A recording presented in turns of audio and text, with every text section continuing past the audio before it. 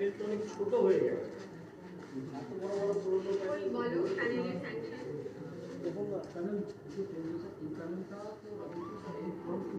এটা কে বলে? এটা electrical electrically junior engineer. Panel কি আর চলে আজকের দিনে? সাহেব ওরা প্যানেলের এস্টিমেট 3 বছর 4 বছর ধরে দিচ্ছে, দ্যাট ইজ নট স্যাংশন।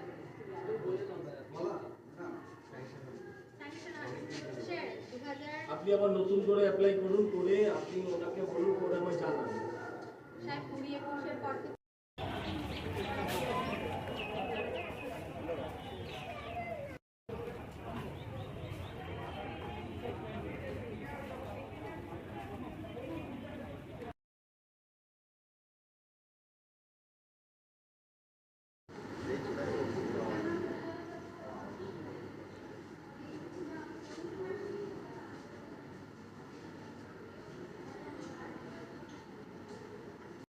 তো আর কিছু অপশন নেই।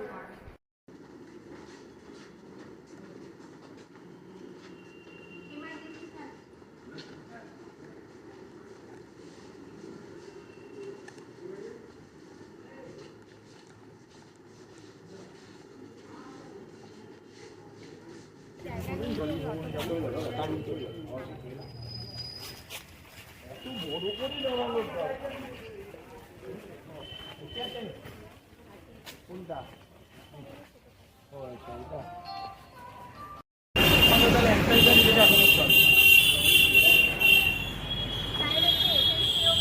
বলে দিলে আমরা একটা নতুন অ্যাম্বুলেন্স পাবো।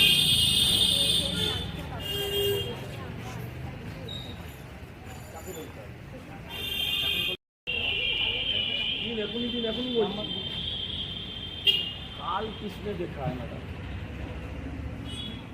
আমাদের বলছেন।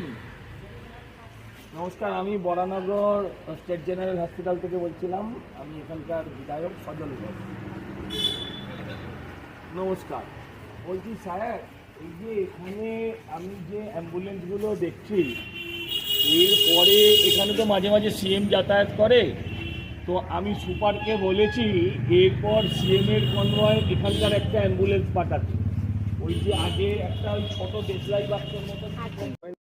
দাদা, আজকে ভিজিট বর্ণগর স্টেট জেনারেল হাসপাতালে কী কারণে, কি দেখলেন? মানে কি বলবো, ভাষায় কি বলবো।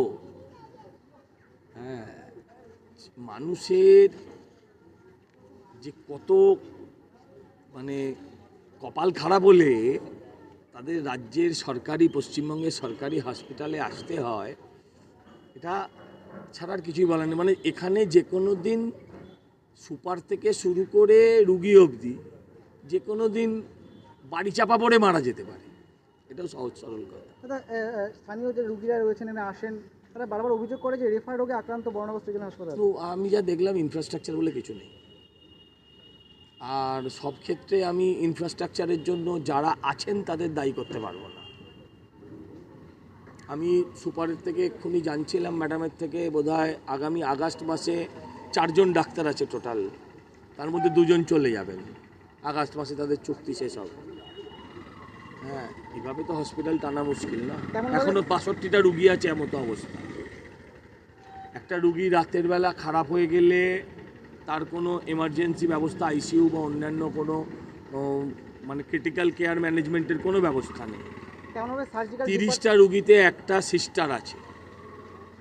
আয়া দিদিদের দ্বারাই অনেক কিছু পরিচালিত হতে হয়, উপায় নেই তো। মানে তারা স্যালাইন পাল্টায়, স্যালাইনেরও অনেক টাইপ আছে, এনএস, আরএল, অনেক কিছু আছে। একটার বদলে আরেকটা দিলে হিতে বিপরীত হতে পারে।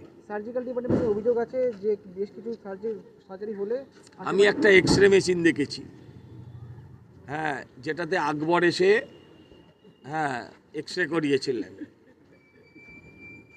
হ্যাঁ, সেটা দেখেছি। তাহলে কী পদক্ষেপ নিতে চলেছেন? দেখুন, এটা তো শুধু একটা হসপিটালের একটা পয়েন্ট বললাম। এই পারলে তো হসপিটাল বিল্ডিং ভেঙে গুঁড়িয়ে করতে পারলে ভালো। এই হসপিটালের ভেতর জল জমে যায় বলে জেনারেটর চলে না, লোডশেডিং হলে ভাবতে পারেন। ভাস্ট কাজ, কিন্তু হবে, নিশ্চিন্তে থাকুন। এর চেহারা পাল্টাতে দেখবেন, তবেই পরের বার আবার আসবো। কি আসবো সেটা আর বললাম না, আপনি নিশ্চয়ই বুঝেছেন।